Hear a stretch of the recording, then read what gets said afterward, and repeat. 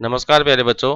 आज की वीडियो में हम लेकर आए हैं आपके लिए कक्षा 7 विषय गणित दिनांक 7 जुलाई का जो आपको होमवर्क स्माइल 3.0 के तहत आपके व्हाट्सएप ग्रुप में प्राप्त होता है उसका हल। देखिए, सबसे पहला क्वेश्चन आपको क्या कहता है, बताइए निम्नलिखित वर्ग मायावी है या नहीं। तो इस प्रश्न का हल जानने से पहले सबसे पहले हम यह जान ले कि मायावी वर्ग क्या होता है। मायावी वर्ग, तो देखिए ये जो आपको वर्ग दिया गया है इसमें तीन तो ये इस तरीके से आपको स्तंभ दिए गए हैं, ये जो 4 3 8, फिर दूसरा स्तंभ आपका 9 5 1 का, फिर तीसरा स्तंभ जो है आपका 2 7 6 का दिया गया है। इसी तरीके से अगर हम पंक्ति की बात करें तो जो आडी लाइन में 4 9 2 दिया गया है, फिर दूसरी 3 5 7 की दी गई है, फिर तीसरी आपको 8 1 6 की लाइन दी गई है। तो जो खड़ी लाइन के रूप में संख्या लिखी हुई है वह इसमें स्तंभ कहलाता है और आडी लाइन में जो संख्या है वह पंक्ति कहलाती है। तो इस वर्ग के अंदर हमें यही करना है कि जो पंक्तियां दी गई है और उन पंक्तियों में जो संख्याएं दी गई है इन सब का हमें योग करना है। तो देखिए 4 + 9 + 2, 4 और 9 13, 2 15, इसका योग आया 15।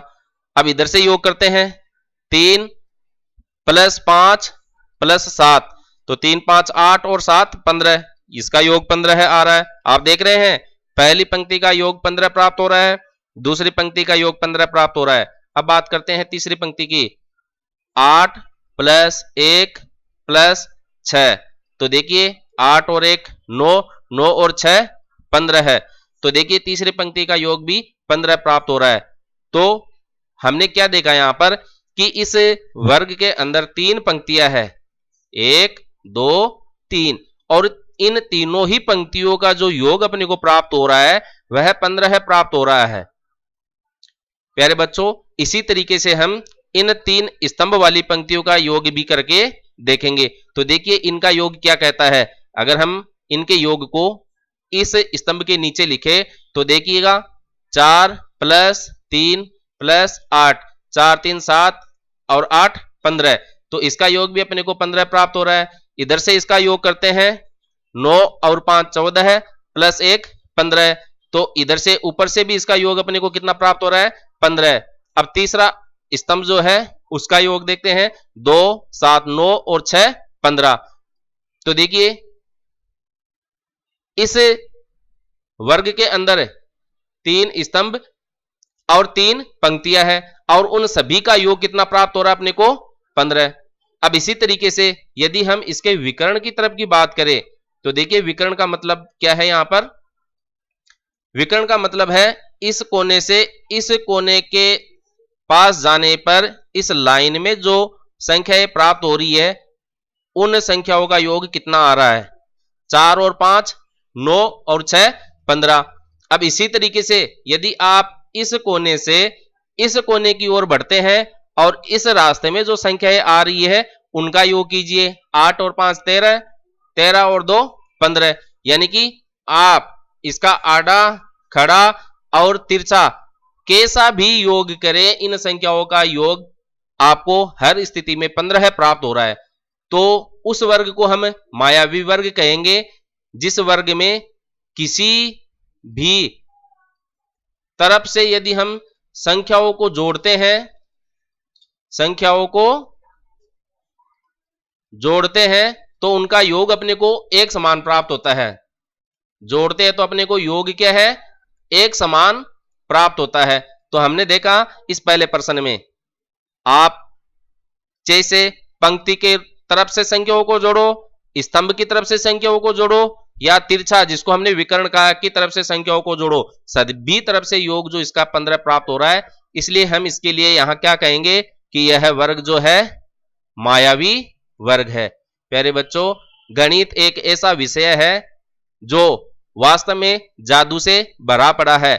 इसके अंदर यदि आप जोड़ बाकी गुणा भाग की विभिन्न संक्रियाओं को अलग अलग तरीकों से करते हैं या अपनी किताब में देखते हैं तो बहुत सारे तरीके आपको बताए गए हैं, तो वो सब जादू से कम नहीं है। इसलिए गणित को आप एक कठिन विषय के रूप में न देखे, इसको एक मायावी किताब के रूप में देखे और अपने आप को एक जादूगर बनने की ओर सोचकर इन संक्रियाओं को आप हल करने के लिए हमेशा उत्साहित रहे।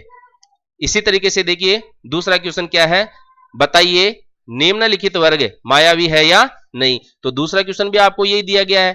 अभी हमने पहले क्वेश्चन में देखा है कि 3 जो पंक्तियां है उधर से संख्याओं को जोड़ना है, 3 जो स्तंभ है उधर से संख्याओं को जोड़ना है, और 2 विकर्ण इसमें आ जाते हैं तिरछा, इनको जोड़कर देखना है। यदि सभी का योग एक समान प्राप्त होता है तो हम कहेंगे कि यह विकर्ण जो है मायावी है, सॉरी यह वर्ग जो है मायावी है, अन्यथा नहीं। तो देखते हैं सबसे पहली पंक्ति क्या कहती है, 8 और 2 10, 10 10 20।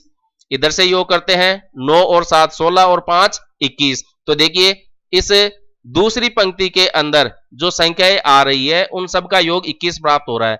तो ये 20 तो नहीं है और ये 21 भी नहीं है, तो ये डिफरेंट है, यानी कि अलग अलग मान योगफल के रूप में यहीं पर ही अपने को प्राप्त हो गया है। इसलिए आगे आपको इसकी जांच करने की आवश्यकता नहीं है, हम यहीं पर ही इन दो संख्याओं को देखकर कह देंगे कि यह जो वर्ग है मायावी नहीं है, मायावी नहीं है।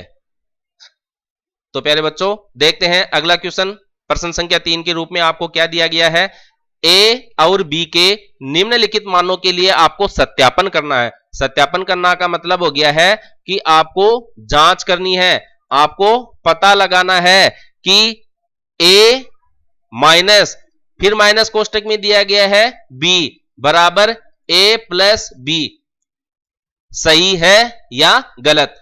तो इसकी जांच हम कैसे करेंगे, इसके लिए आपको 3 क्वेश्चन यहां पर दिए गए हैं, 1 2 और 3। इन 3 क्वेश्चनों में आपको ए और बी के मान दिए गए हैं, यहां पर इसके नीचे ए का मान है और इधर आपको बी का मान दिया गया है। तो एक एक करके प्रश्न संख्या ए के लिए हमें एक बार ए का मान 25 रखना है और बी का मान 12 है, जैसा कि मैंने इनको अलग अलग कलर में दिखाया है। ए लाल कलर में है तो इधर से देखिए ए लाल कलर में है, बी नीले कलर में है तो बी नीले कलर में, यानी कि लाल वाला मान आपको ए की जगह रखना है, नीला मान आपको बी की जगह रखना है। बात करते हैं आगे, ये जो मैंने मान यहां पर रखा है, पहली लाइन में जो लिखा है वह ए का मान है और दूसरी लाइन में जो लिखा है वह बी का मान है। देखिएगा ये पहला मान ए का, दूसरा मान बी का, तो ये पहले क्वेश्चन के लिए है। तो पहले क्वेश्चन की सत्यता की जांच करने के लिए देखिए हम a माइनस माइनस बी बराबर a प्लस बी की जांच करते हैं। तो प्यारे बच्चों आपने जो संक्रियाएं हैं जोड़ और बाकी, इनका गुणनफल देखा होगा कि जब हम जोड़ को जोड़ से गुणा करते हैं तो हमें जोड़ प्राप्त होता है, घटाव यानी कि माइनस को माइनस से गुणा करते हैं तो भी अपने को प्लस प्राप्त होता है, और विपरीत संक्रियाएं जो होती है जैसे जोड़ को अगर आप प्लस को अगर माइनस से या माइनस को अगर प्लस से गुणा करते हैं तो आपको हमेशा माइनस प्राप्त होता है, घटाव प्राप्त होता है। यानी कि यदि हम समान चिन्हों को गुणा करते हैं, देखिए प्लस और प्लस माइनस और माइनस, तो अपने को प्लस प्राप्त होता है। यदि हम असमान चिन्हों को गुणा करते हैं प्लस माइनस माइनस प्लस, तो हमें को माइनस प्राप्त होता है। तो यहां पर अपने को यही नियम काम में लेना है। जब हम ए का मान, देखिए प्रश्न संख्या ए के लिए अपन इसको हल कर रहे हैं, तो ए का मान अपने को 25 रखना है, यानी कि ए बराबर 25 रखने पर फिर माइनस का चिन्ह, फिर माइनस का चिन्ह, बी का मान 12 रखने पर, और इधर भी अपन रख लेते हैं ए का मान 25, फिर प्लस का निशान देखो यहां पर, फिर बी का मान 12 रखेंगे तो यह 12 रख दिया। देखते हैं माइनस गुणा माइनस, समान चिन्हों को गुणा करने पर प्लस प्राप्त होता है, और यहां पर 25 और 12, तो देखिए इधर भी 25 और 12 प्राप्त हो रहा है। 25 में 12 है ऐड करेंगे 37 बराबर 37। तो देखिए दाएं पक्ष में जो मान प्राप्त हो रहा है वह बाएं पक्ष में प्राप्त हो रहा है, यानी कि लेफ्ट हैंड साइड बराबर है राइट हैंड साइड। इसका मतलब यह जो पहला क्वेश्चन है वह ए और बी के मान के लिए सत्य है। इसी तरीके से दूसरे क्वेश्चन को हम देखते हैं। तो दूसरा क्वेश्चन देखो हमें क्या कहता है, ए का मान आपको 113 रखना है, बी का मान 16 रखना है। तो करते हैं इसको, देखिएगा दूसरा क्वेश्चन ले लेते हैं अपन, ए माइनस फिर छोटा कोष्टक चालू माइनस बी बराबर a प्लस बी। तो यहाँ पर दूसरे क्वेश्चन में a की जगह 113 है, तो ये 113 रख दिया, फिर माइनस का चिन्ह, फिर माइनस, b की जगह है 16 और a की जगह 113 प्लस b की जगह है 16। ये प्लस मैं यहाँ से ले रहा हूँ, यहाँ प्लस का निशान है तो मैंने यहाँ पर भी प्लस का निशान लगा दिया है।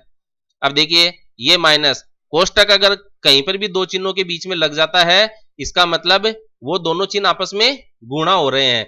तो यहाँ पर माइनस और कोष्टक चालू माइनस आ रहा है तो माइनस गुणा माइनस, अगर प्लस हो तो माइनस गुणा प्लस। अपने सवाल में माइनस और माइनस दिया गया तो माइनस को अगर माइनस से गुणा करेंगे तो अपने को प्लस मिलेगा। इधर 113 है और इधर 16 है, इधर 113 है और इधर 16 है। जैसा कि देखने पर ही पता चल रहा है दोनों तरफ समान संख्या ये है, तो अगर आप जोड़कर लिखना चाहते हैं तो लिख दीजिए 113 है प्लस 16 है का जो मान है वह आपका 129 बराबर 129 होगा। तो हम कह सकते हैं LHS बराबर RHS।